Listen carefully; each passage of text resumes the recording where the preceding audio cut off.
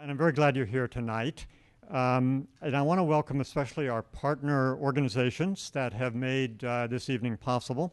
Marin Environmental Housing Collaborative, which bridges the environment and housing.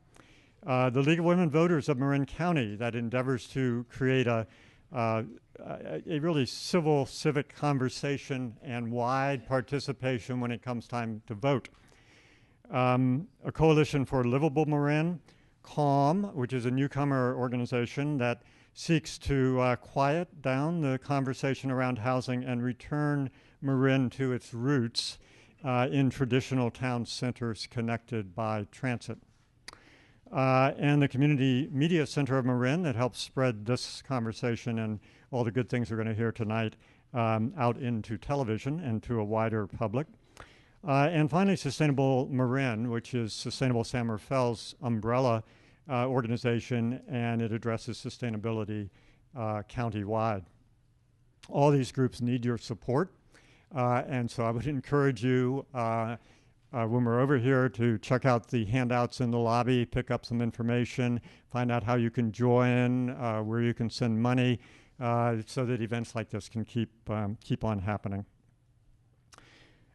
I'd also like to thank our elected decision makers that are here tonight, and I'm probably going to miss some, but Kate Colin of the San Rafael City Council,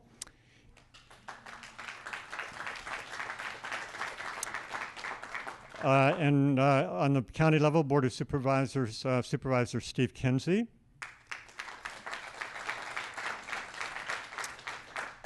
We also have from Supervisor Kate Sears' office, Maureen Parton.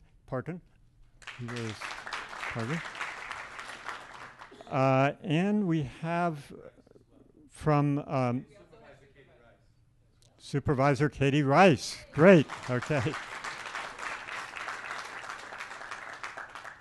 Okay, and from Assembly Member Mark Levine's office, Joan Luberneski is here. Have I missed anybody else? Okay, great. So welcome, and I also want to give a special thanks to the City of San Rafael for making City Hall available to community groups for events like this, providing a public venue for the full and free discussion of public issues without the city endorsing or constraining the particular viewpoints that you will be hearing expressed.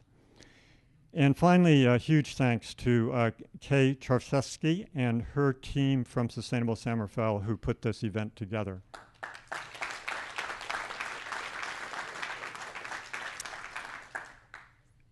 Okay, Sustainable San Rafael believes that communities are sustainable when they are able to marry together the 3 E's: environment, economy, and social equity. And as we'll see tonight, the choices that we have about housing, about where we actually live, are foundational to getting that 3-part relationship right. Our housing choices are also key to reducing our carbon footprint, which is key in turn to reducing climate change, which is now the bedrock issue of sustainability.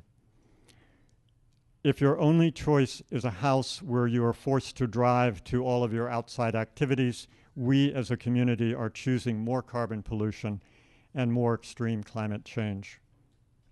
Driving is Marin's biggest contributor to climate change, and houses and other buildings are the second biggest. So if we build energy efficient buildings in transit-rich, walkable communities, we can go a long way towards doing our part to address the climate crisis. And also towards creating actually better human communities in the process. So to lead us through tonight's exploration of Marin's housing choices, I'm happy to introduce MEHC, Marin Environmental Housing Collaborative Board member, Janelle Walker. Janelle is deeply committed to furthering fair housing and social equity policies in her organizational development work with the Human Resources Department of the County of Marin, where she's also worked previously in the Community Development Agency. Her 25 years of experience in philanthropic and nonprofit organizations has frequently focused on children, family, and neighborhood development. And I know that she knows about facilitating public meetings because I first met her when she served as a commissioner for the former redevelopment agency in San Francisco, where I saw her in action. Tonight, you're also going to see Janelle graciously demonstrate her very great flexibility since she's agreed to pinch hit for one of our speakers, Janelle Fazackerley, who had to cancel at the last minute for health reasons, but is recovering well. So, Janelle. Thank you, Bill. It's wonderful to be here with all of you tonight. I have many opportunities to do great things in my work life, but I get to do this as a volunteer. Probably for the last 20 years, I've worked on community development in Marin, and I've worked on housing, and I've worked on how we knit communities together. So it's great to be here with familiar faces, there's several in the audience, and also with new faces. And I will have the chance to be the moderator, so for the most part, I keep the trains running on time. That said, I also will have a chance to stand in for Janelle, who for health reasons couldn't be here. And what was amazing, as a group of people, we actually spent time going through our presentations and talking about what we cared about and how we wanted to knit that together. Knitting will come up a number of times tonight. And in listening to what Janelle said in the presentation that she put together, we wanted to make sure she was here. So I won't be actually Janelle, but I'll do my best to stand in for her. But for tonight's presentation, and as your moderator, the theme knitting comes up in a number of ways. We together want to think about and knit together what we focus on. I focused on policy and community for a long time. My colleagues here are focused on architecture, social justice, health, and finance. Those are multiple perspectives to come at the housing question from. So knitting together and finding where they interweave will be helpful. Finding what you care about as an audience and what's different for you will be important. Knitting is also something I heard growing up in my family, and my mom is in the room and hears me do these sorts of things often. People in my family talked a lot about, in a very positive way, sticking to your knitting. Do what you do well. Do what you do best. In Marin, we do community well. We have done housing well. Sticking to our knitting means being involved and active and continuing to do what we do well in the most thoughtful way possible. My 7-year-old daughter is having a back-to-school night tonight, and one of her key goals for us is that she and I take a mother-daughter knitting class. So we'll find one. I think I found one locally. But it will also stretch me to think about how does she learn at her age and in her age group, and how do I learn? So we'll have time, about 45 minutes, for just Q&A, but we'll also have time for you to talk to the people in the seats next to you about how you learn and what you care about and what community is for you. So another goal of ours, really, is to think about what facts and beliefs you knit together. Which pieces do you like of parts of what we've mentioned to you that you've heard before or that you haven't heard before?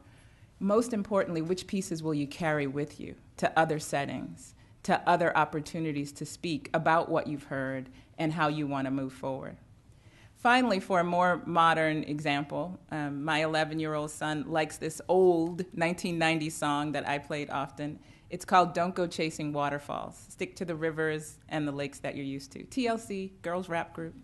My son, he likes it, and he listens to this old music from the 90s. And I think it's also for Marin, by moving forward with caring, by moving forward to create community, we are sticking to the rivers and the lakes that we're used to. It's also appropriate because we have some great rivers and lakes.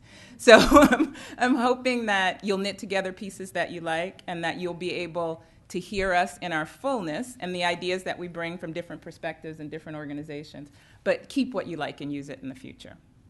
So on that, I get to introduce my fellow board member, Colin Russel. Now, I've known Colin for a little bit. Mostly we sit across really cramped tables in a little too chilly rooms, and we talk about, at the Marin Environment Housing Collaborative, the intersection, because we all come from different perspectives, but the intersection between the environment, between housing, and social justice issues.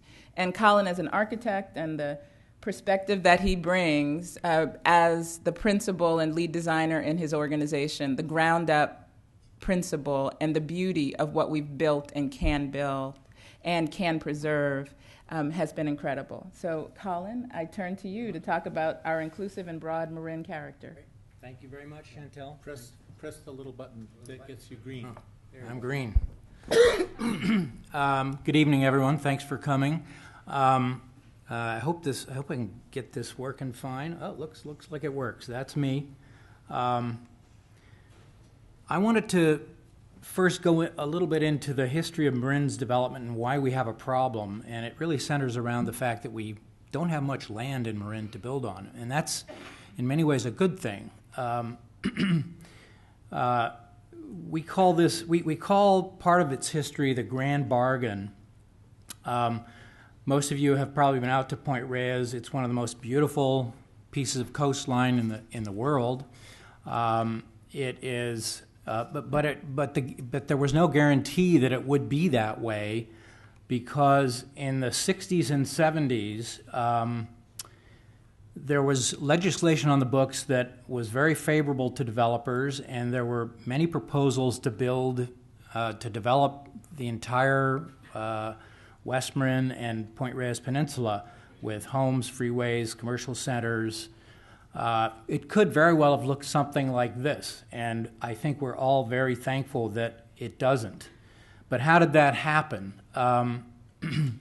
A group called MALT, which stands for Marin Agricultural Land Trust, was formed in I believe it was the late 70s or early 60s. It was the first of its kind in the U.S., and it succeeded in preserving some of the most beautiful coastline in the world.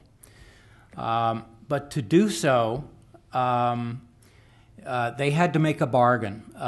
They realized that there was a trade-off to be made, and an agreement was reached that in return for preserving all of this beautiful land, that development of higher densities, I'm sorry, that's proceeding, it's not supposed to proceed that way.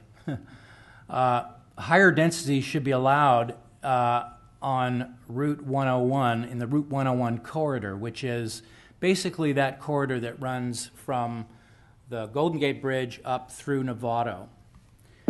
And as a result, up to about 83% of the entire county is now permanent, dedicated open space.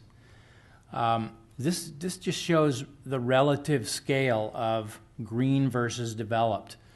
That circle there is the 101 corridor, and that's where primarily most of the development is occurring these days.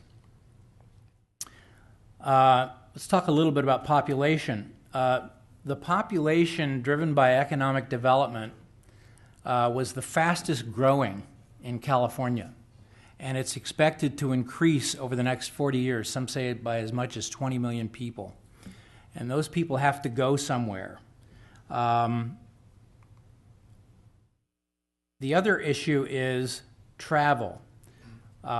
This is a little diagram showing where people come from who work in Marin, the middle and lower wage scale folks that can't afford to live in Marin come from Sonoma County, East Bay, a few from the west, and some from San Francisco, but primarily from Sonoma County.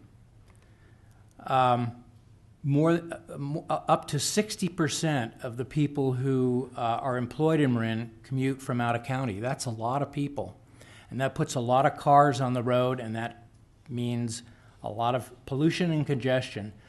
And in fact, the 101 corridor commute is now one of the 10 worst in the United States.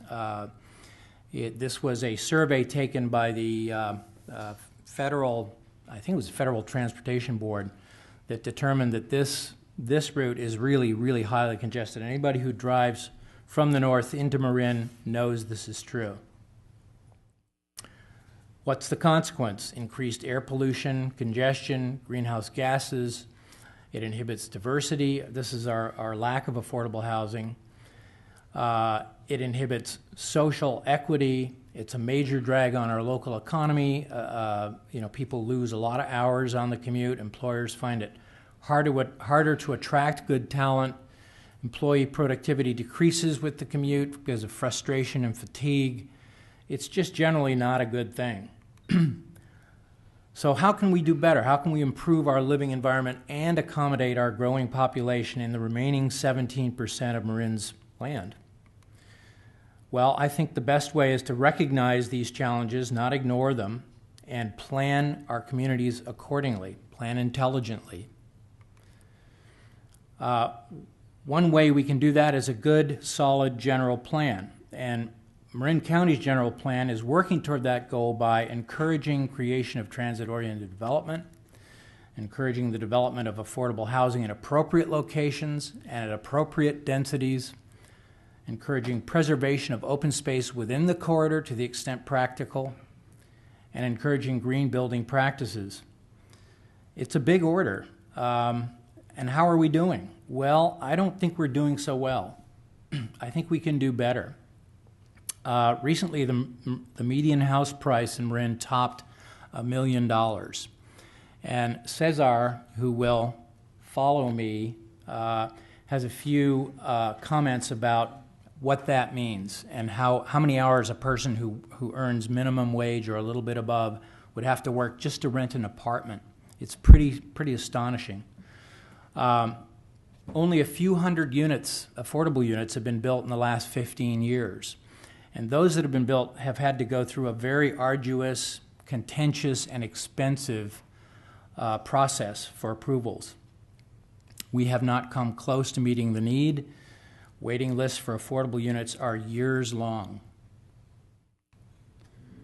How can we do better? Let's educate ourselves about the environmental, social, and economic benefits of affordable housing.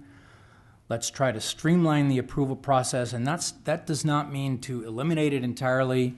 Even with the ABAG plan that everyone is, that so many people are upset about, just because those numbers are codified doesn't mean those units are actually going to get built. The developers who build those units still have to go through local planning processes. They have to comply with local zoning codes. They are subject to plenty of scrutiny. Let's continue and or augment private-public incentive programs, and David's going to be talking a little bit about those after I stop, and then allow for appropriate density in appropriate areas. So density, that's really become a dirty word. And what does it actually mean? It means living closer together, basically. And creating neighborhoods with density allows us a choice of housing in Marin. It helps create walkable neighborhoods. It supports housing choice and affordability. It helps expand the transportation choices. It supports community fiscal health, helps improve security. I know there are some rumors going around about how affordable housing, increases crime, and there was one situation in Nevada where a manager of a complex was really not doing the job, and things did get a little out of hand. That person has since been relieved, and in fact, most of the communities, in fact, all the communities that I know of that are affordable are very safe, secure places to live. Lastly, it helps protect the environment for all the things that Bill went through: smaller footprint, using less resources, less water, fewer trips to and from home just to get to the grocery store. So some opponents would say that by allowing affordable housing in Marin, this is its future. And I think it's really a misplaced fear. We aren't proposing anything like this anywhere near Marin. So let's look around. Here's some local examples of appropriate density and appropriate locations. And the rest of this is really just slides of developments that I think are very successful, and I would imagine that most of you have driven by them many times and had no idea that they were dedicated affordable units. Edgewater Place in Larkspur, San Clemente Place, Corte Madera, beautiful complex, fairly high density. 30 units to the acre. Cecilia Place in Tiburon, a lovely spot. I'd live there any day. It's another shot of Cecilia Place. Sonoma Creekside, Santa Rosa. I think this is close to 30 units an acre. I'm not really sure, but it's one of the more dense, but it's still, to me, very attractive. Here's another shot of Sonoma Creekside. And lastly, Drake's Way. I'm very proud to say that my firm designed this. It took six years to get the planning approvals and another 2 to get it built for 24 units, which is really a drop in the bucket in the overall scheme of things. But to me, this is what it's about. This project was built to fit nicely in its environment. It's clean, it's neat. Everyone takes care of it. Everyone's proud of it. And I'm proud to have participated in it. Lastly, I just wanted to go over some of the positions by the League of Women Voters. I won't go through these word by word, but the last one is Marin counties, and their mission is to support local programs to increase supply of housing affordable to families and individuals at or below median income. I urge you to go to their website and download their myths studies. I think it is the definitive study on the benefits of and myths surrounding affordable housing, and there are many myths. I'd also urge you to visit the MEHC website, which tells you a little bit more about our organization and what we're trying to do. And with that, I will turn it over to you. So Thank you. Thank you.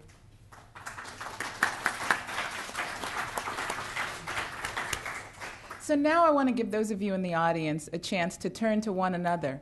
Talk about, for a second, many of you know each other. You may be sitting next to folks you know, some of you don't. Talk about, what does community mean to you? Is it place-based? Is it population-based, those that you worship with?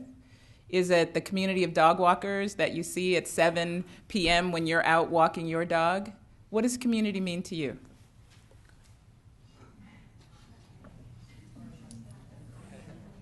School. My school community is a big one for me. Good job. Great job.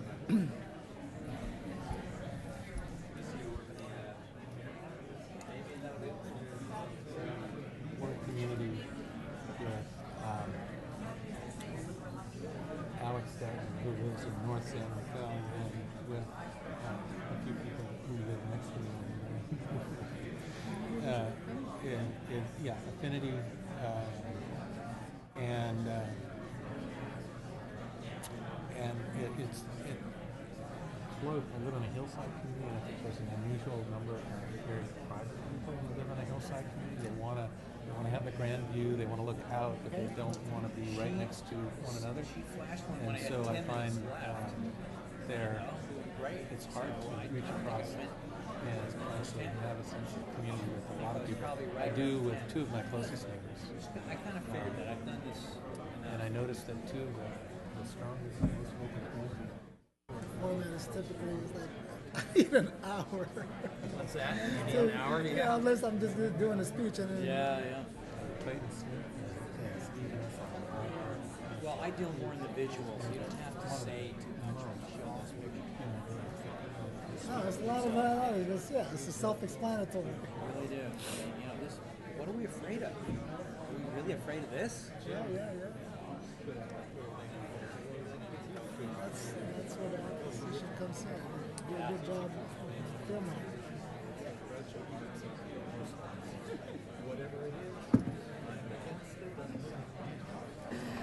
Now, this is the hardest part for anyone who works to keep the trains running on time. It's to stop everyone once they're having good conversations. So what I can say is that we'll give you more opportunities to continue talking to one another soon. One of the things that I also mentioned and was listed on the flyer was that there would be time for Q&A. There will be folks walking around, I believe Jerry and Lisa, here they are, with index cards. Please jot down your questions as we go through the presentation. Some parts will be super familiar to you, some won't. Some questions may be about the presentation, some may be broader. And then Jerry and Lisa will pick them up. So these are circulating about. So as I mentioned before, cards over here, someone's hand's up. Thank you. Yes, as you raise your hand, Jerry will walk around and give you some. Thank you. So as I mentioned before,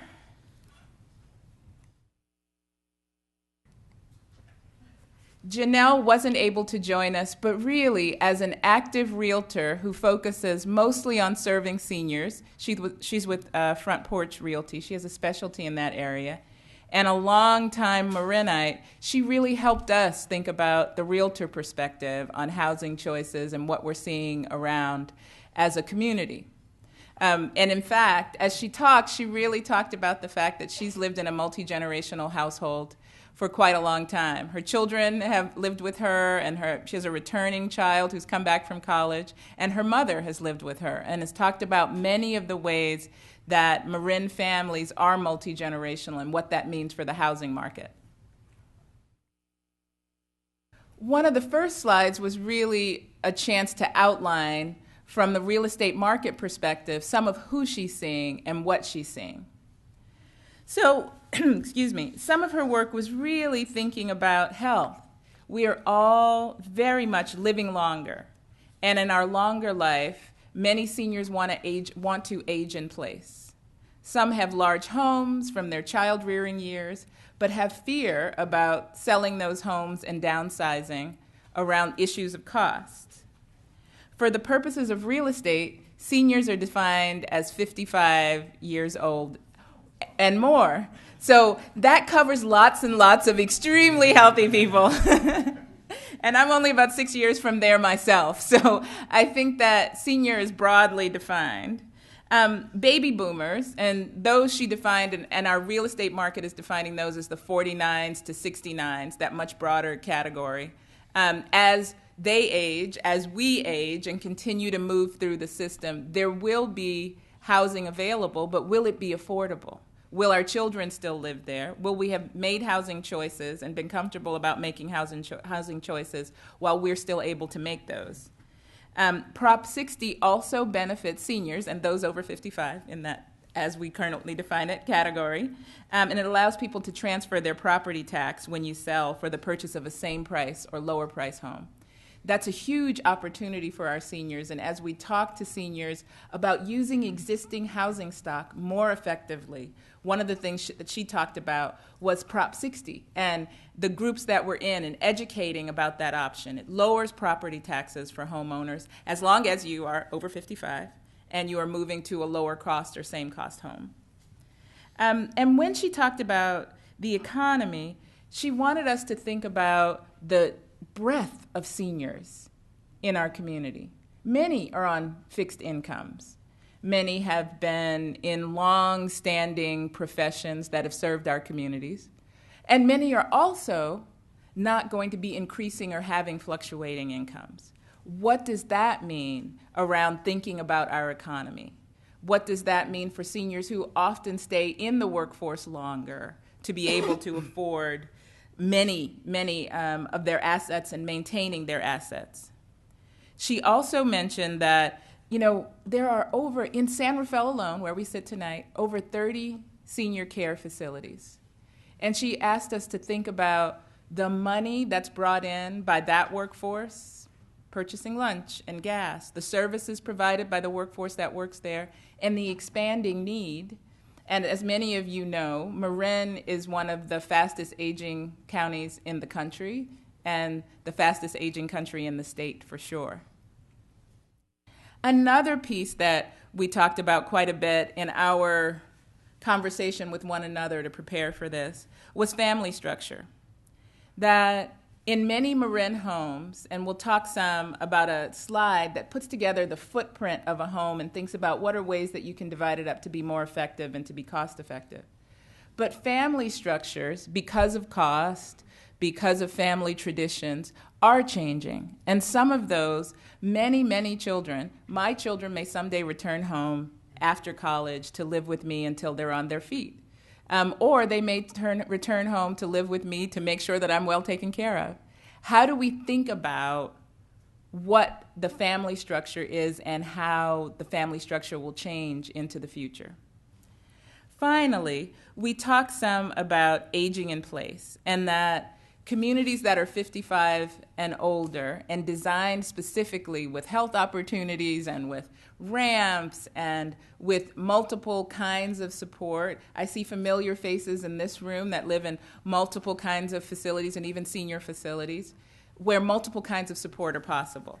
And using existing homes and our existing development footprint was important for that.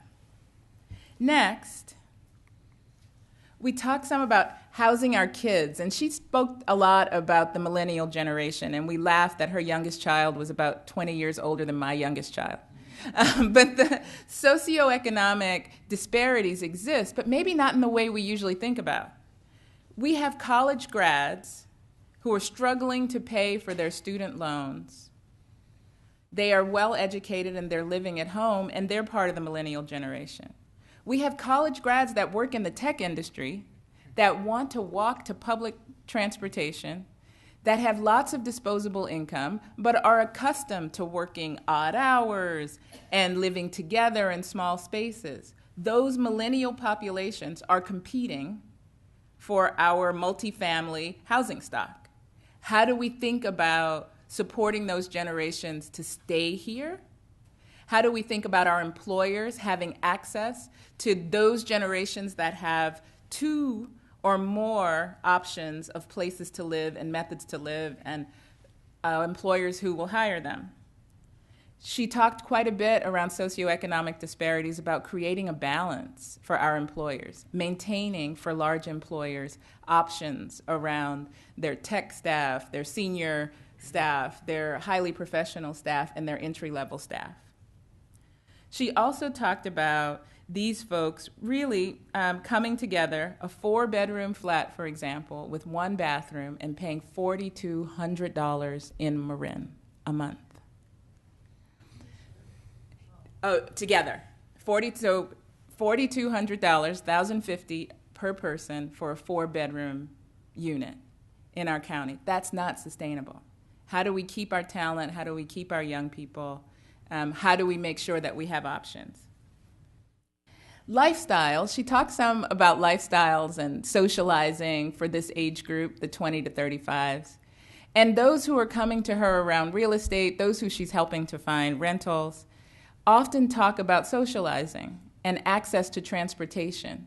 Some of you who know East Bay or San Francisco communities know there's a car service called Uber that a number of people, not all young people, but a number of young people in this age group often use through their phones. Marin doesn't have that many of those options, but we still have young people who live here who don't want to drink and drive and who need to be living close enough to transportation to walk and to move around. What does that mean in her real estate practice?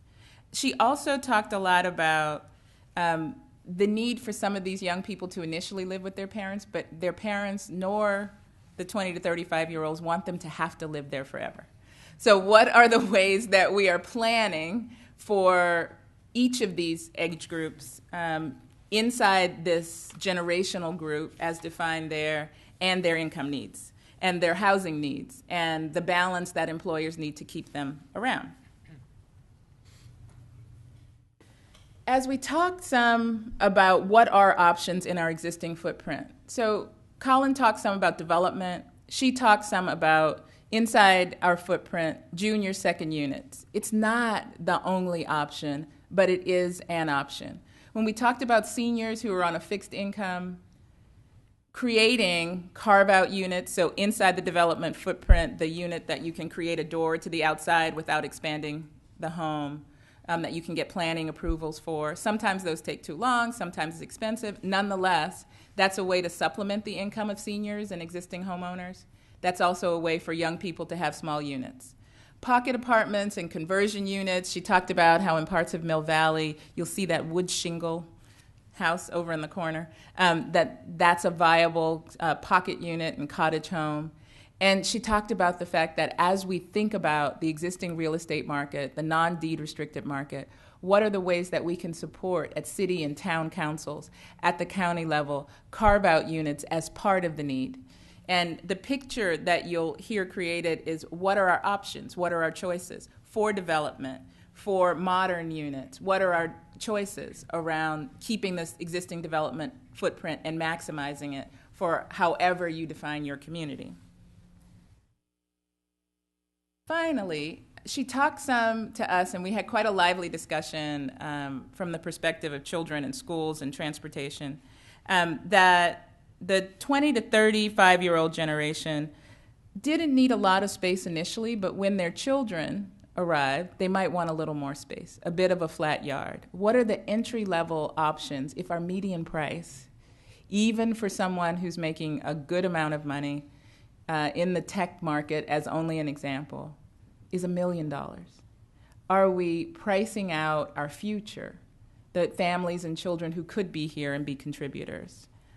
She also talked some about public schools and quality education and making sure that we have a good, strong stream of learners who will keep Marin economically viable over time. And she also talked about real estate investors, that there's the possibility for new investors here, and David will talk some about the tax credit, but she also talked about investors investing in our real estate market and having tax advantages around making those units affordable or keeping them small, as opposed to combining a 4-unit building into one large house, or opportunities for subdividing and what policy that would be. So I don't know that I did full justice to Janelle's thinking and her work, but her perspective as a realtor about location, and existing population, and the diversity of needs that we have across ages and the perspective of generations, we found incredibly riveting and useful in our conversation. So on that, I want to... All right, if you all tell Janelle, you can give me a grade to her. So I want to invite everyone in the audience, just for a moment, to talk about what you feel like, whatever your generation is, what is a hallmark of your generation that you would share with your children or that you would share with your parents? As we think generationally, and we'll have to in this housing development, as much as we'll have to think about community, what would you say is a hallmark of your generation? Talk to each other.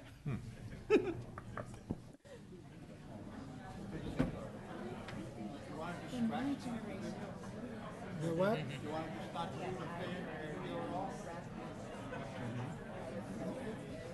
I'll make that decision if I.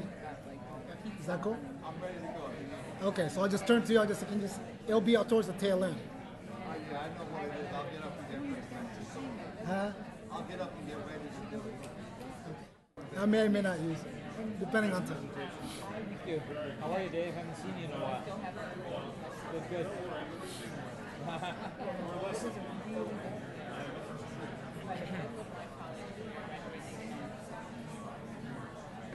We have a tight and then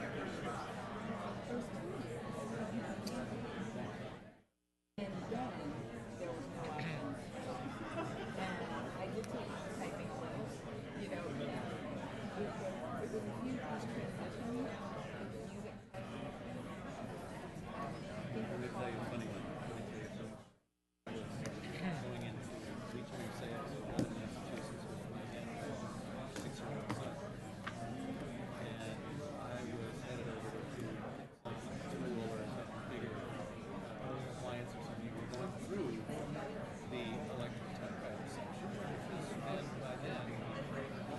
Do you live here? Huh? Do you live in what? I live in West Marin. I used to live in Mill Valley for about 25 years, almost 30. Okay.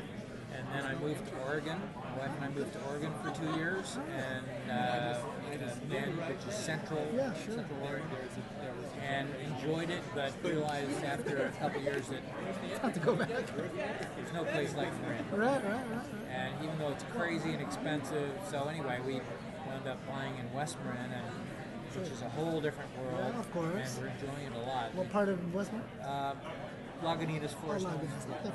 Yeah. Yeah, So you it's got pretty San cool. Geronimo Valley. Yeah. I'm a valley guy. Okay. Good job. Good job. I thought you were Janelle.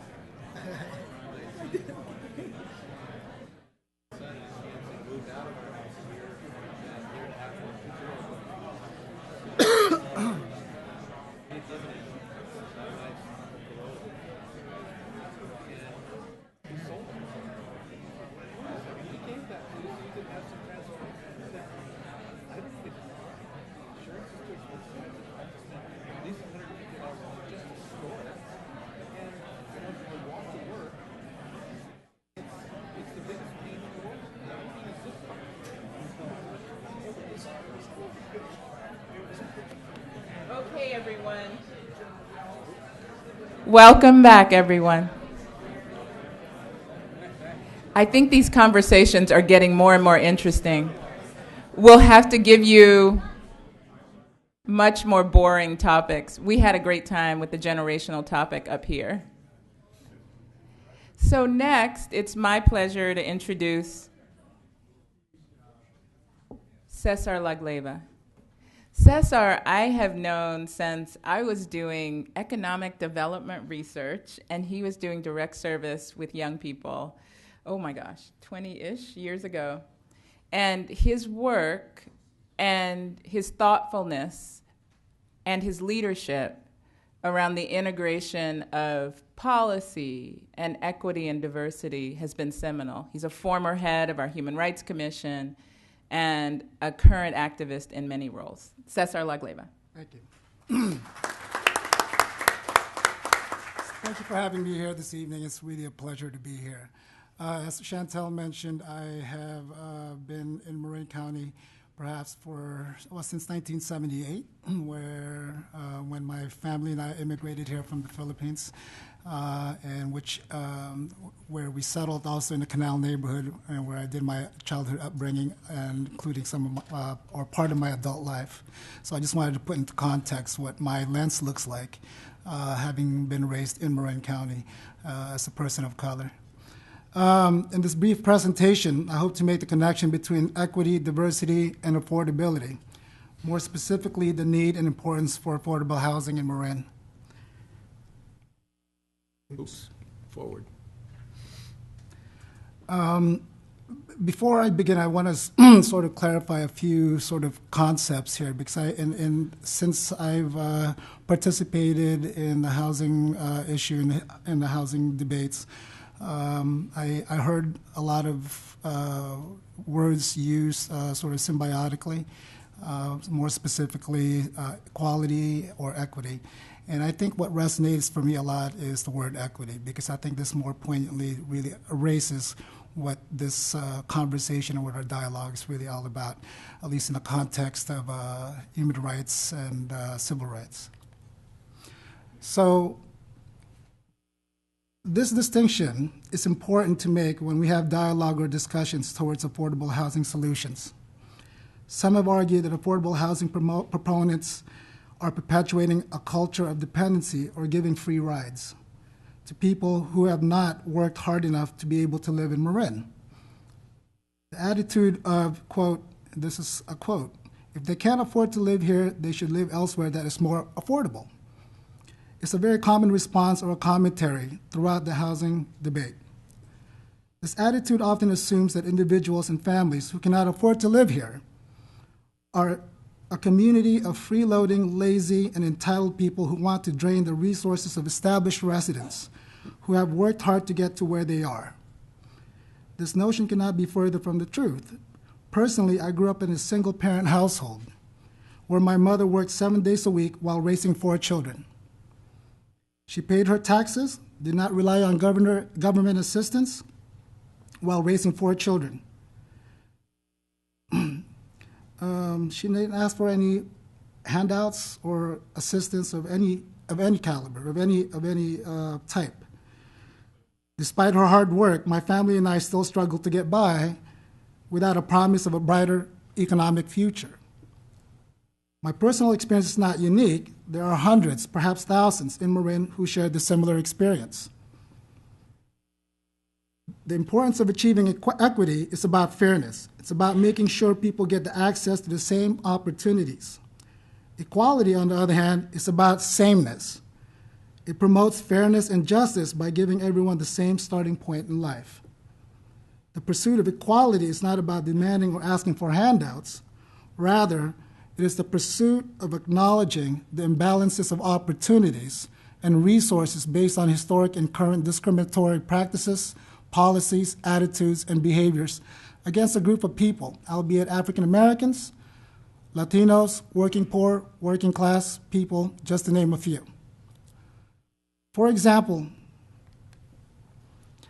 in Marin, looking at our county's population and income levels, it is quite obvious that we are a relatively affluent community. 43% of Marin residents make between 50 to 150K a year, while 19% of Marin residents' income level are from 0 to 50,000 per year. It is safe to say that 62% of our Marin residents cannot afford to buy a home in Marin. This is evidenced by this data, which shows that this slide points to the fact that 35% of Marin residents are living below self-sufficiency standard. The standard in Marin is a little above 102,000. And I also want to point out that since 2007, Marin household living below the self-sufficiency standard have increased by 28%. One of the consequences of these realities and disparities is that an environment of exclusion has occurred in Marin throughout the years. This environment of exclusion has had devastating effects on communities of color, working individuals and families, many of whom have lived here all their lives. I realized that, and this is also another data that I forgot to roll forward. I realize that not everyone in this audience group and beyond may not hold diversity in positive or beneficial light. My point is not to convince folks that diversity is a good thing, but to inform you that diversity is a reality in California and in many parts of our country. However, for folks who desire a diverse and inclusive Marin, supporting affordable housing in our communities, towns, or cities is a path to achieving this desired goal. Supporting affordable housing due to obvious need is great. However, would you support affordable housing in your backyard? Can we work towards solutions based on common interest while addressing common concerns? Do we begin the dialogue towards solutions based on facts and compromise? Or do we continue the debate based on fears and misinformation? While there are legitimate concerns on both sides of this debate, we must also begin to acknowledge irrational fears or outright hate that often get in the way of authentic dialogue towards solutions, collaborative solutions. In the end, supporting or not supporting affordable housing will rest on our individual and collective moral conscience. Thank you.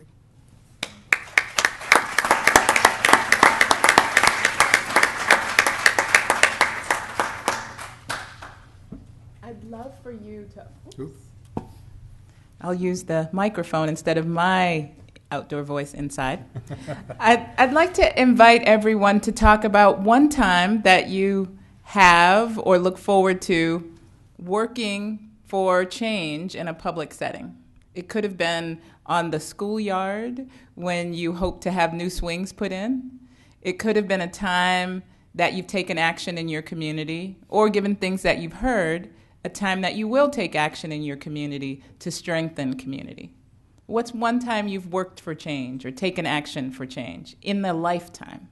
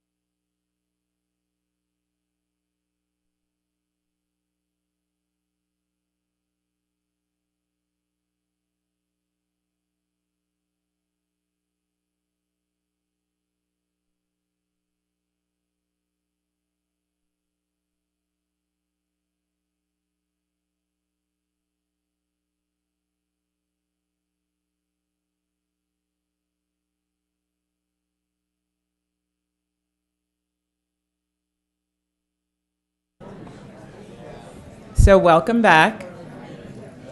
Welcome back. It gets harder each time, but that's a good sign. So next, we have the opportunity to hear from David Kunhardt. Thank you. In our conversation so far and in the active conversation that we had together, we spent time really talking about the design idea and development. We spent time talking about equity. We spent time talking about our real estate market and real estate stakeholders. We spent time knitting together what our ideas were, where they converged and where they diverged. And in part, the conversation that we're offering you all the opportunity to have with each other is about knitting together new ideas and old ideas with old friends or with new folks that you're sitting next to, and thinking about what happens as you integrate those ideas. David and I, in our conversation about generational marking things, talked about different aspects of technology. The typewriter was instituted when I was in college, and all papers had to be done and typewritten, which was a huge change from the first 2 years of college for me. And we talked about different ways, the same theme, technology, but how it hit us differently. So we offer you another opportunity to think about the economy in a different way. So David's background is in the solar industry. Since 2008, he's been both an investor and part of a solar company. And before that, David did quite a bit of work with Transamerica, looking at real estate partnerships in the neighborhood of $1.5 billion. But many of us know him as a local volunteer with Calm around affordable housing, the Marin Workforce Housing Trust, and Sustainable Marin. So we offer you the opportunity to think about the economy and the tools that support us all around housing and how we continue to use them well and maybe better as we think about housing choices. David. Thank you very much, Chantal.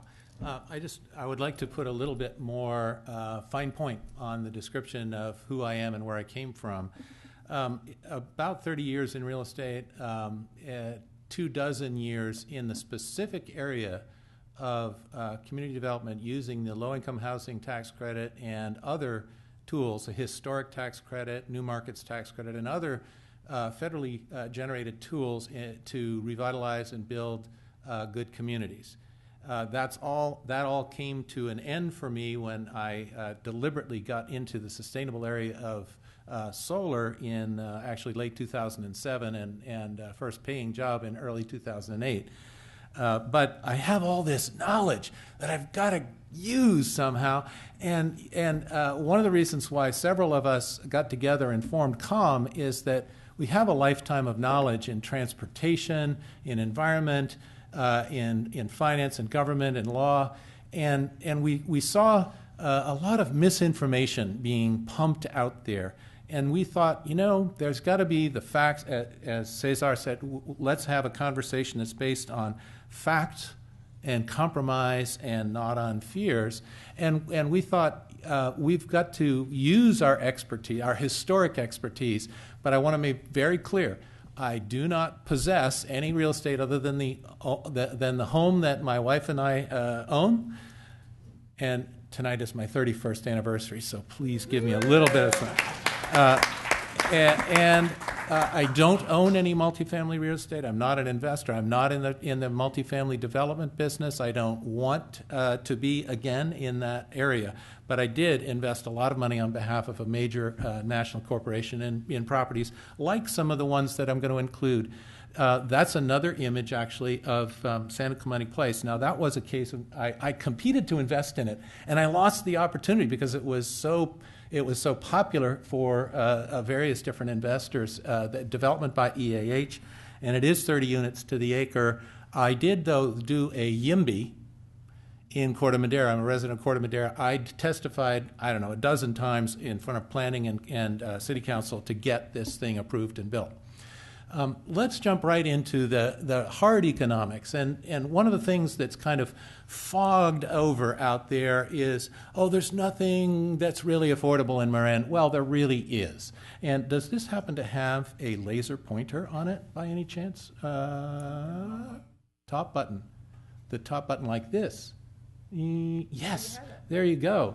Okay, bless you. So this is the economic continuum from zero income to well over median, and median, according to the housing element for a family of four, is $97,100 in 2014. And what different types of housing are served or serve those different levels? Well, in general, you need some sort of supportive housing solution to support the extremely low and very low income folks. It's just the case because rental housing is out of reach, and certainly home ownership is out of reach. And rental housing tends to serve a very broad range, and home ownership really doesn't pick up until you get up well over median income. But the low-income housing tax credit program that I'm going to talk about, which is the only major affordable production program that we have in this country, serves a very specific group. There's no hard bottom end, but there's a hard top end, which is 60% of median income. 60% of median income. It's got nothing to do with median income at 97. It's more like 53, 50 to 55. And that is a hard stop. And in fact, most of the allocations of those credits are made to properties that serve 50% and below. Okay, what does this mean and how much money is going there? Well, in the federal system, there's about $8 billion a year that goes to that low-income housing tax credit program, this big production program. And every year, there is approximately, very hard number to measure, $20 billion that goes to the capital gains deferral. This isn't the same as the Prop 60. This is the one time, for those over 55, you get to defer the gain on your house and sell it for a profit and not have to pay personal income tax on it. There is also, thanks to the federal tax code, about $28 billion that's expended in not all states, only the states that have property tax, a property tax deduction. It's worth about $28 billion a year. And mortgage interest for first and second homes costs us in the federal level about $85 billion a year. So yes, there are a lot of tax subsidies that go to housing, and they're all on the upper end. In fact, homeowners enjoy about a 17-to-1 ratio of their benefits to the low-income housing tax credit, 17-to-1. Is all of that wrong? No. We have a great, great tradition of supporting home ownership. And it is the household's biggest savings account. It is my biggest savings account in Corte Madera. In my hillside bungalow in Corte Madera, it's still my biggest savings account. And so what is the sort of scale of all the different things? Because there's also a lot of fog. I remember somebody came up to me when they saw WinCup being built, and they said, you know, that Section 8 property over there. Wait a minute. It's actually, it is a market rate property, and Section 8 only serves certain purposes in a very small number of cases for actual properties. And a lot of people confuse private housing that is government supported with public housing. They're very different things. And federally, you see the purple column is the total supply of public housing. There's another kind of deeply supported, seniors and disabled, Section 202 and 811, excellent programs that supplies almost all the dollars that are needed for nonprofits to build the very specialized properties. I wish that had more money. It doesn't. We all impoverish HUD's ability to write checks. What we'd like to do is, and then historically there's a lot of private housing that has HUD financing in the form of debt, but it's privately owned housing, not publicly owned housing. And then what is Section 8 really? Most of Section 8 is a voucher for a tenant to go hunt for a market rate unit, and it supports their ability to fit into the market. And then there's the Section 42, the tallest that is now actually still growing. In Marin County, this is a slightly different mix, but on the far left is both public housing and the Marin Housing Authority's other specialized supported units. There's inclusionary rental. There's below market rate home ownership. That's been a pretty good program that's been working for a generation now in Marin. There's a good number of Section 8 vouchers that are hunting for market rate housing and supporting that household. And then there are private affordable units. This is actually, the yellow column is a combination of, I'm going forward, a combination of the green and the yellow in Marin. So we actually have a smaller portion of that privately owned government-supported housing in Marin than exists nationally. Now let's talk about that ratio, and Cesar touched on this a little bit. Nationally, the ratio of homeowners to renters is about 2/3, 1/3. It's actually 65.5 to 34.5. And in Marin, it's closer to 3/4. It's about 71, a little over 71 to 28. Well, what does that mean for the intersect, the knitting together of what we just saw in the subsidies and home ownership? What it really means that is in Marin, there is, in fact, a disproportionately high level of tax subsidies for the homeowners on the top end of the spectrum. Now, the housing industry changed dramatically in 1986 when under President Reagan, waste, fraud, and abuse of individuals taking unlimited losses was taken away. And at the last hours of that legislative change and that tax reform, when individual investments in real estate was taken away, the syndication community that had been growing up since the early 70s said, hey, wait a minute, we can use this syndication tool to continue to support affordable housing, government mission in housing, but we'll do it on the private side, and if you adopt a tax credit, then we can do it with equity and not with debt. And so the low-income housing tax credit program was created, and it's been up for 26 years. It's actually one of the longest-lived private programs of HUD. It is only operative through public-private partnerships, and it is housing for people with jobs. It is not the safety net. It is not public housing. It is not almost all of the time for someone who is without employment. It is for people who have employment.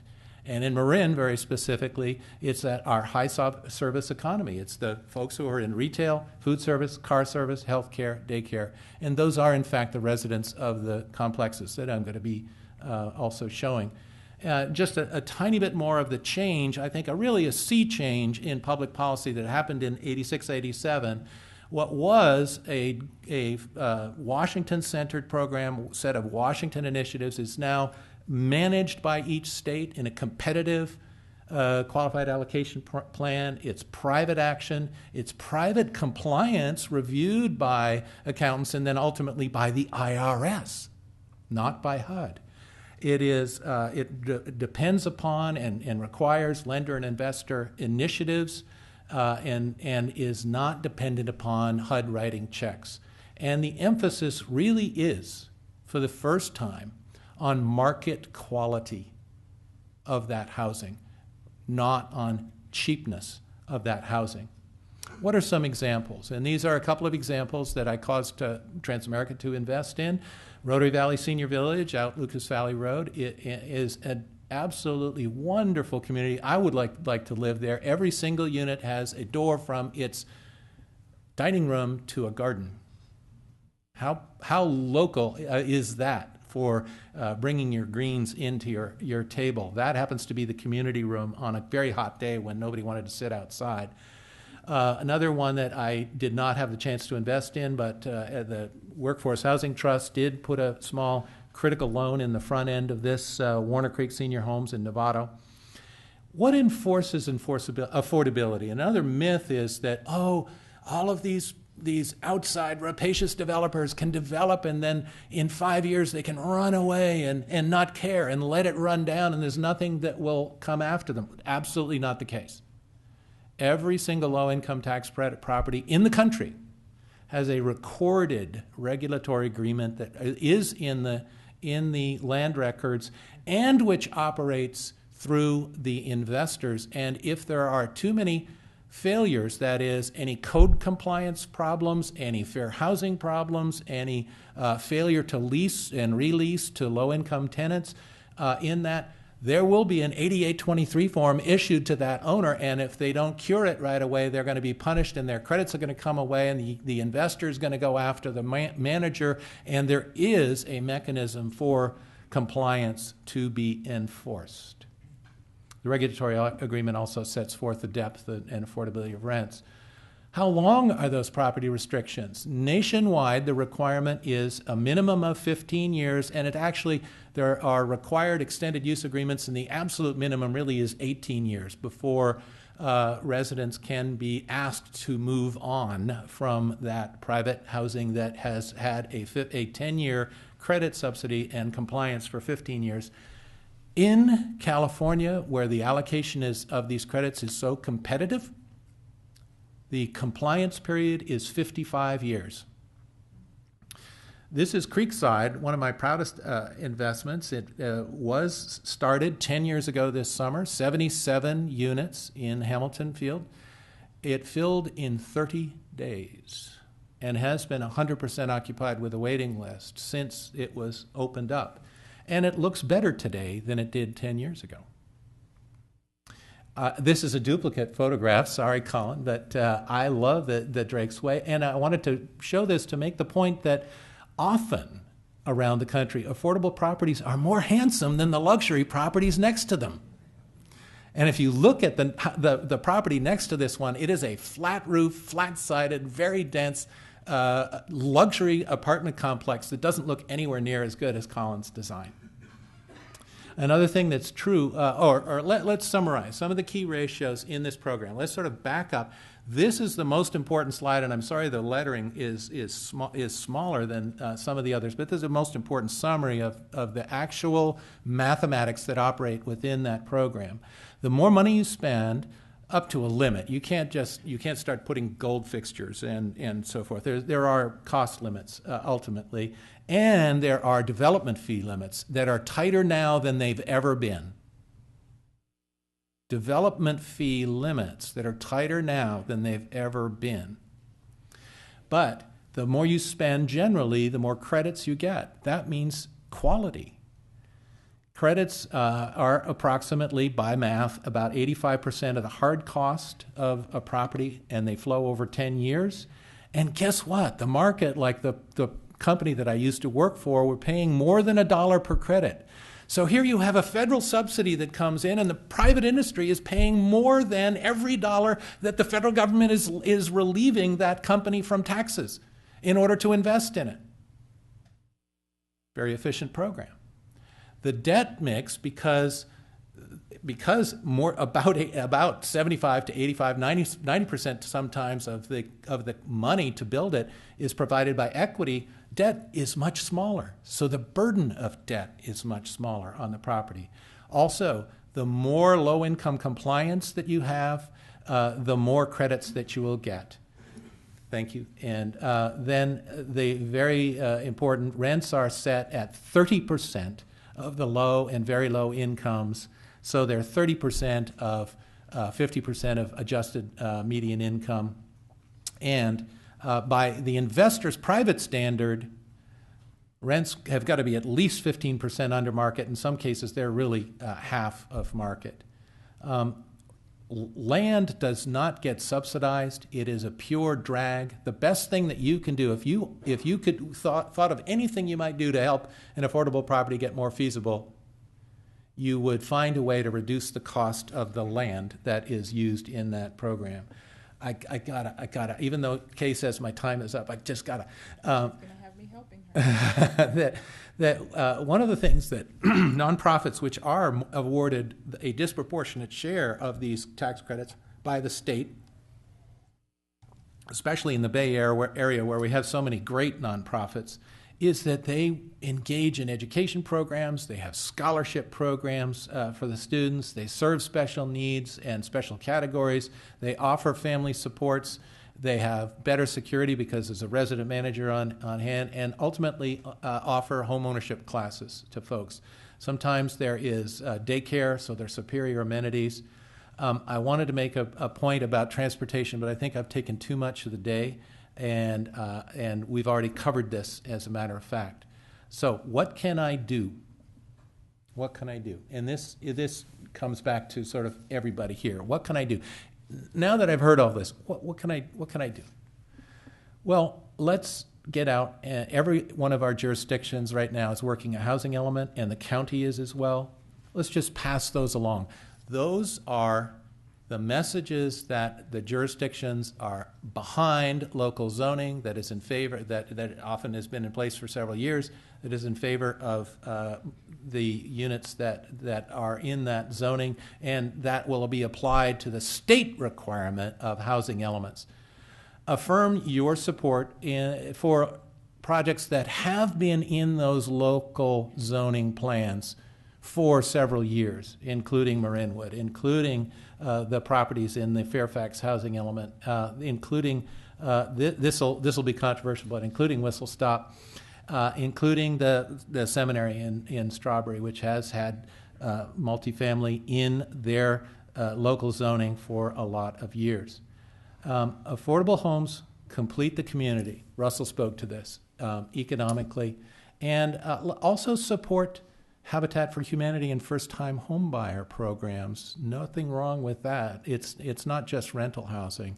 There's some great first-time homebuyer programs that are available, and that is that. Thank you. Thank you.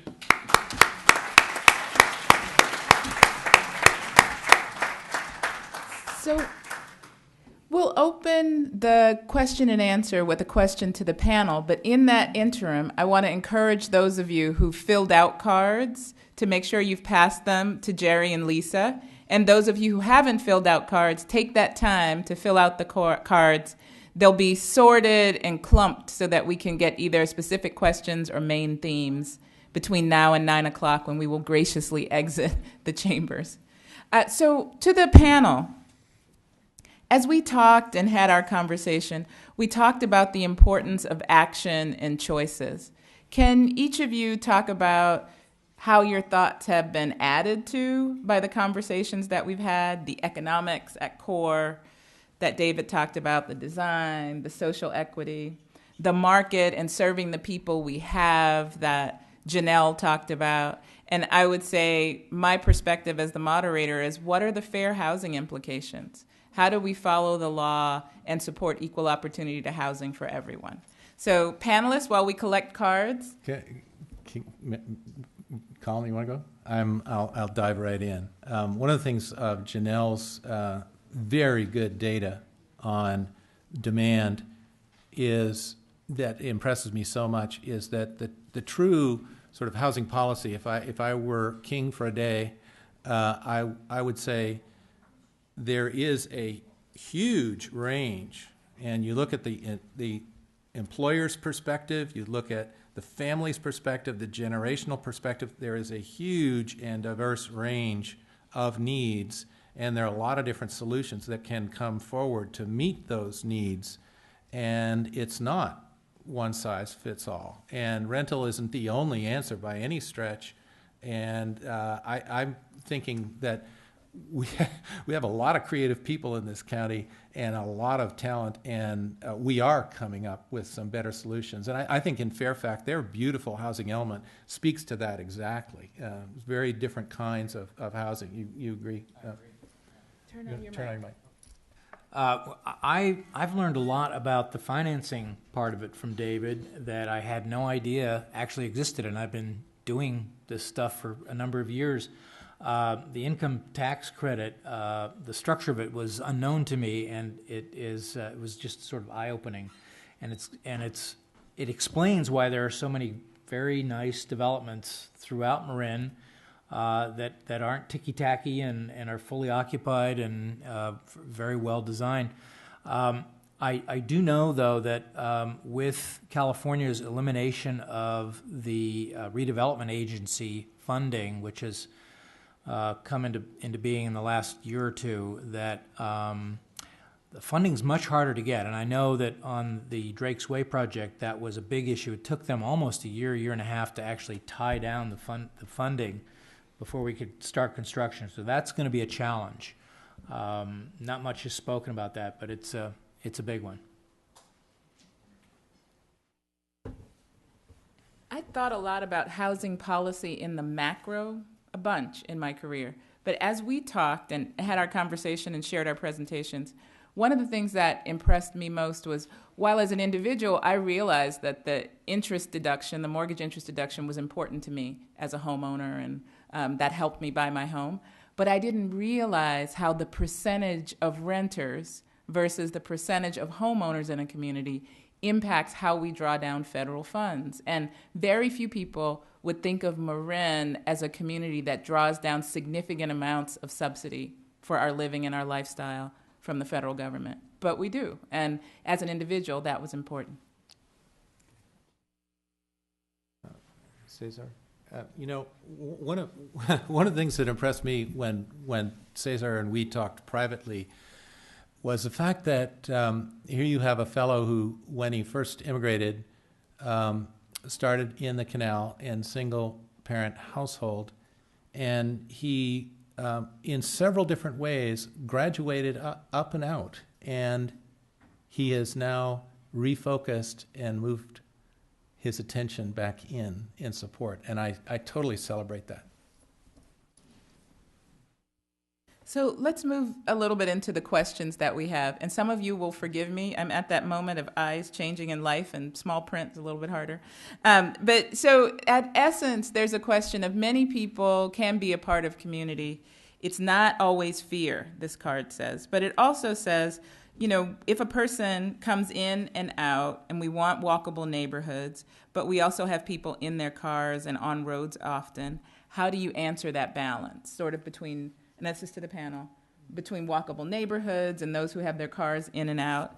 And there's an immense need for affordable housing, but what difference will it make for our community? Well, it'll give us more choices. I have two sons. One's 30, one's 25. The 25-year-old is living at home because he makes not enough to afford even rent. He makes about $15 an hour working at a local supermarket. There's no way at this point that is enough to afford any kind of decent apartment unless he teams up with several people, and so far he hasn't been able to work that out. My older son, 30 years old, there's no way he could live in Marin. He's a painter, a house painter. He lives in Santa Rosa. So both my kids have been basically shut out of the market. With more choice, maybe one of them could live here. With a project like the one in Marinwood, maybe they could qualify.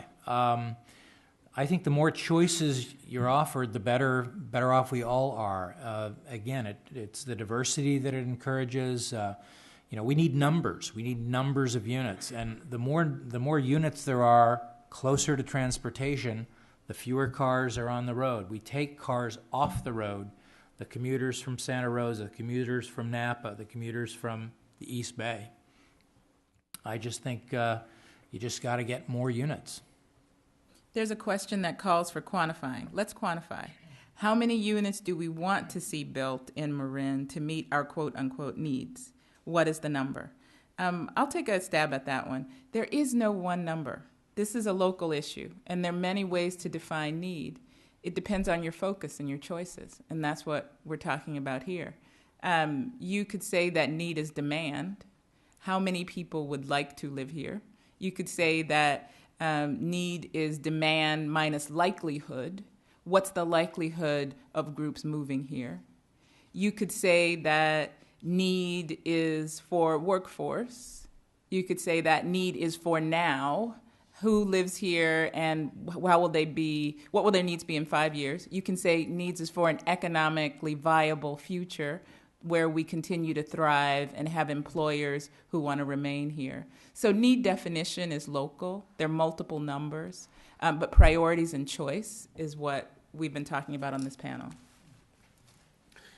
Can I just take a stab at that? Because I think I understand a little bit of what it's driving at.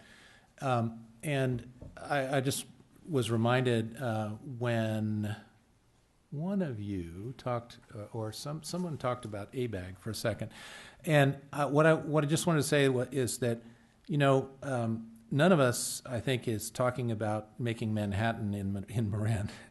That even the regional planners have set housing allocation numbers, the so-called RHINA numbers, regional needs housing allocation numbers, at very light levels compared to the demand that we're experiencing for housing.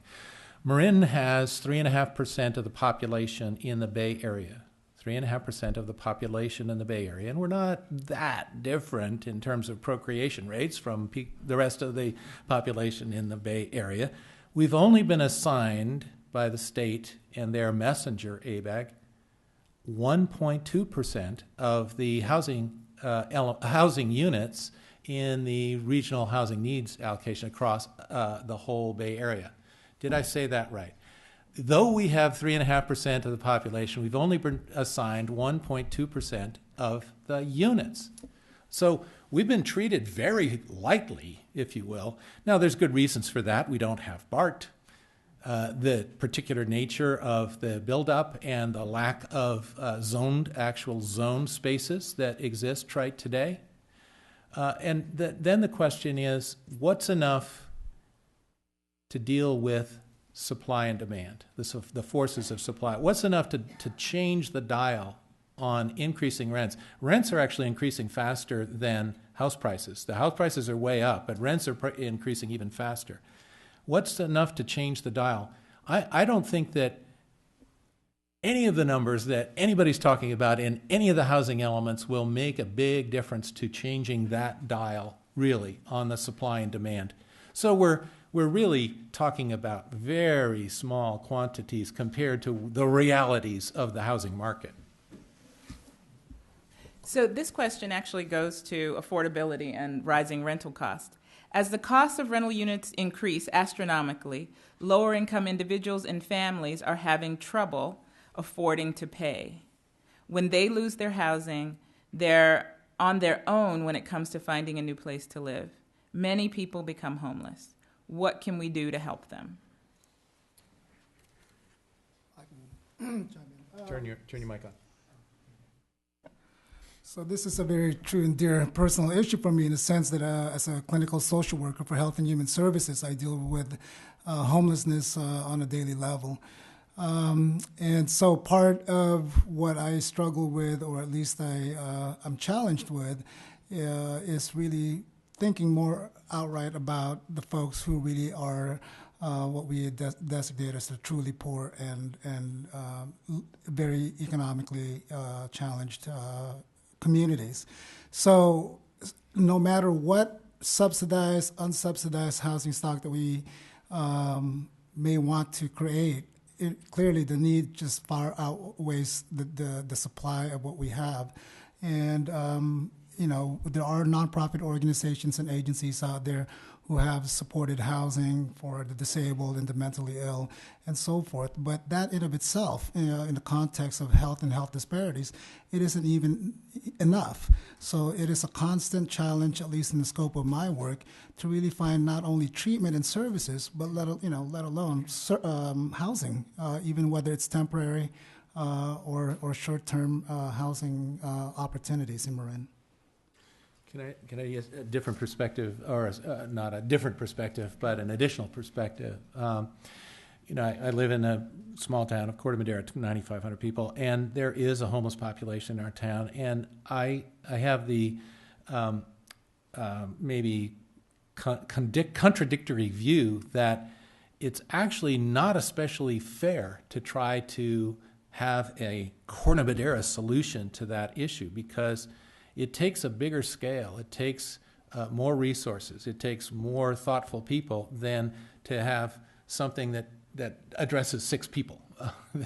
You really need a bigger safety net and more assistance. And so it is not a simple issue for any one community to pick up. San Rafael has the delightful burden to be addressing this question of what to do in the homeless population. There are a number of facilities, and there's that is a huge issue, and the city is doing a very big benefit for all of us in the county who are not doing our part, even though we do have some homeless population and people at risk, So we have a comment more than a question here. If we build a unit in Marin, how will it stop a unit appearing in Sonoma or Stockton?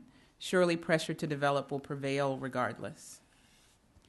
Another question, it highlights, and probably this is early in the presentation, that we mostly talked about project-based multifamily units in the first conversation, though the conversation ranged. Ultimately, the question is, Section 8 is such an efficient and effective program. It's a voucher program that helps people afford the market that they already live in. The question is, why not just increase Section 8 housing vouchers? There's an in-place standard answer to that, since I've worked a bunch on housing policy. One is it's a federal to local voucher, and we only have a certain allocation for the federal voucher program. Now, that said, voucher programs that guarantee a rent closing gap for people who are working, those can be created and administered. It only takes local money and local will. So self-styled voucher programs, rental assistance programs that are portable and based on individuals and families can be done. And those of you who'd like to advocate for those could both talk to the Marin Housing Authority about structures and getting that done, or a number of nonprofits like Adopt a Family. And on occasion, foundations actually are willing to accept funds that can then be re-granted to support those programs. So great idea. The specifically named Section 8 program is federal to local, and we get what we get on a formula. But who's in charge of the House of Representatives? While affordable housing comes under fire whenever it is proposed, we can follow the path of least resistance and prevent privatization of existing affordable housing stock. Shouldn't we be keeping what is good, and what is our strategy? I think that might speak to the 55 years of affordability and other pieces. Well, I would actually like to know if the author of that question is willing to confess who he or she is, and then we might be able to get a little closer to answering your particular point. Could you say a little bit further what you mean? Well, there's a sunset clause on some of the public housing stock that might be sold off. Some of these low-income tax credit developments might be sold off to the highest bidder. Where? Well, in San Rafael, I have a... They're expiring use. Yeah. They're expired. Yeah. And it is the case. It is the case. Okay, I got a little bit more. Yeah. And it is the case that particularly older HUD programs that are not the tax credit but had a mortgage that said, well, it has to be affordable for the life of the mortgage. When the mortgage is coming up for expiration, technically the deal about that was that it gets to be market. It gets to be whatever. And there's huge back and forth between those private owners and the local HUD office and others. And guess what? There are excellent nonprofits. There's a range of excellent nonprofits in this area who would like to pick up that battle and work with it. Now, if the owner is bound and determined to make the government make good on the contract that he or she made 35 years ago, they may win, and it could become a market. Public housing, the Hope 6 program tried to have a one-for-one replacement as public housing units were privatized. It tried to have a one-for-one replacement of the affordable for new affordable, and that the Hope 6 program went away. There's a new program that's in its place, RAD. It's supposed to have similar dimensions. I think that program should be applied to certain of the public housing properties to get modernization in. The big struggle is, how do you get a boost of new investment to do modernization and keep it affordable at the same time. And you need a new tool and a new program, like the low-income tax credit program. Colin, Cesar? I seem to recall that EAH actually purchased a number of, I believe they were single-family homes in the Novato area that were, I don't know if they were in foreclosure or that it was during the economic downturn, and they basically converted those, some group converted those houses into affordable units. And that's another way to keep the good stuff that we have while continuing to try to create more as new development. Suburban Alternatives Land Trust and the North Bay Family Housing are groups. Right. Your point is well taken, though. There are expiring uses so that formerly affordable properties could go back on the private market, and it's a question of advocacy and money as the pivot points. And so following on those and finding development partners could be a useful path for action. Moving forward, this question really contrasts the current environment of protests around housing and around planning to our history of having planned communities. And it said, a question of history of housing in Marin. Were there protests or concerns about the mega developments of Terra Linda and Marinwood? When were they built? When they were built. So are those neighborhoods that contain some favorable and some negative neighbors, were those neighborhoods themselves the subject of anger and debate and rejection? And I'm certain that several of them probably were. Yeah. I wasn't around then, so I don't know, but I would guess that there probably was plenty of objection to them. Cesar? And I don't have context for it. Yeah. So I do not. In the 60s, yes. Definitely. I wish there had been more. I mean, I really like Corte Madera, but there's so many parts of Corte Madera that were built on the marsh in the 60s. There should have been somebody out there protesting the environmental degradation that occurred. Anyway. What are the opportunities for disabled and homeless housing? That's probably a finance question. Ooh.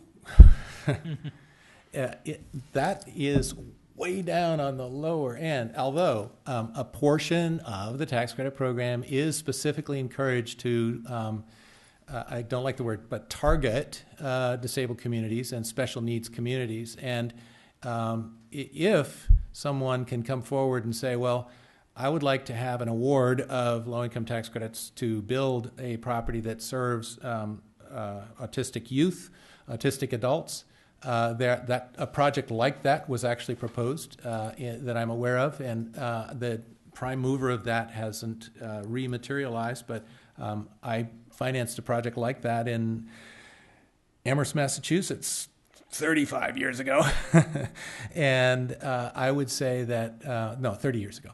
And I would say that you can do it. I mean, if you have an idea and you have a particular population that you think needs to be served, and particularly if you have some available land for a little bit less money, then there are folks who would like to put their hands up and work with you on that property.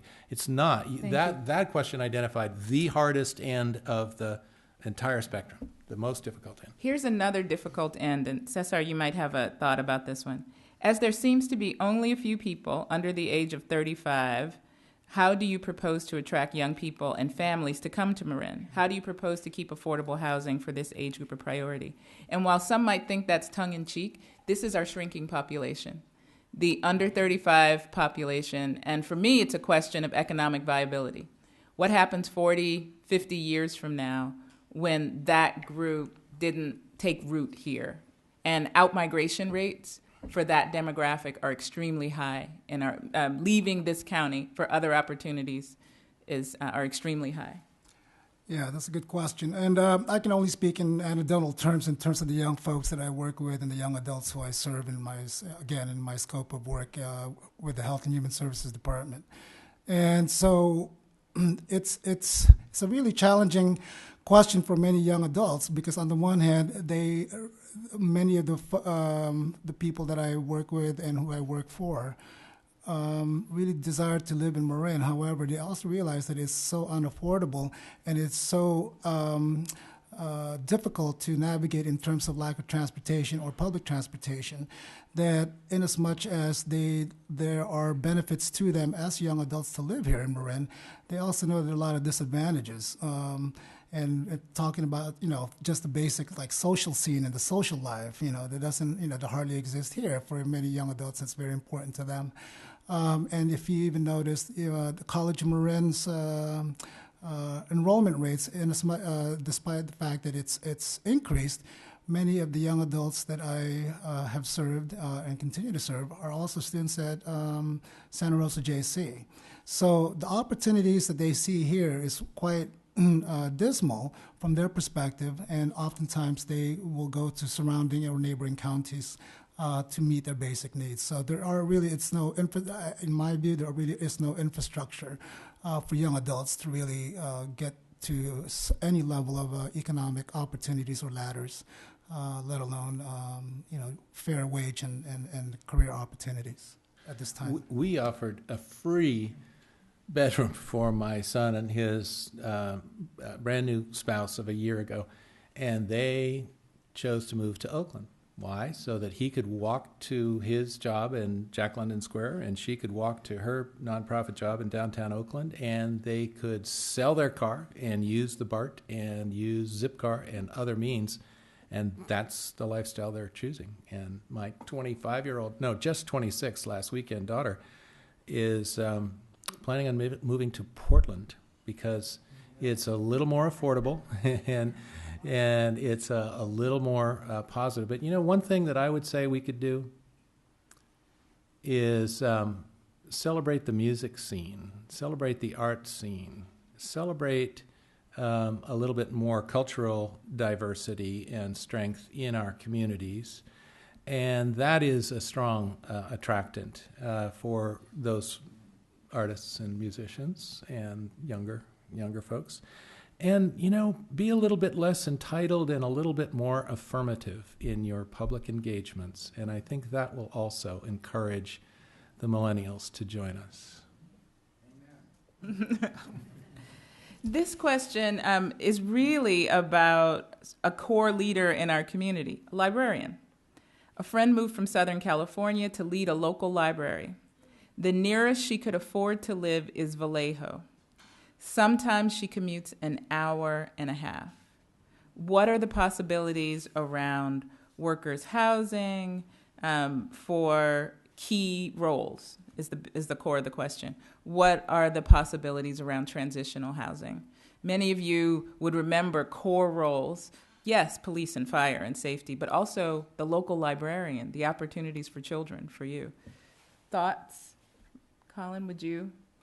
Well, I've been an advocate for affordable housing for probably about 20 years now, and the issue early on was our first responders. That was a big one. And I remember hearing about a fireman who actually lives, I think he lives in Oregon, and he flies down everywhere. I mean, it's crazy, and the reason he does is because he can't afford a house here. But it goes much deeper. It goes to all the service personnel at the stores. Again, I think it's a matter of offering more choice by increasing the numbers. Affordable housing is only affordable because you can build greater numbers of it, and if it's close to transit, you will attract people that are now living far, far out and now find a place that they can afford and take the bus to work. Or walk. Or walk. This question is really about second units. It says all of the housing required could be met by second units.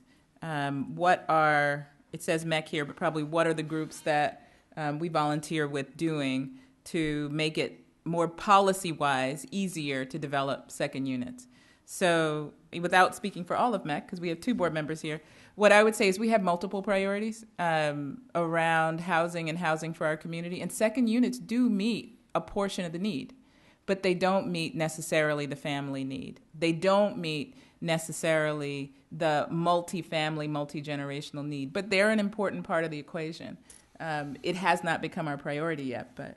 Yeah, my knowledge of it is that there just simply aren't enough homes that will support a second unit. You know, the idea of building a separate unit doesn't always work on every lot. I mean, zoning controls can inhibit that.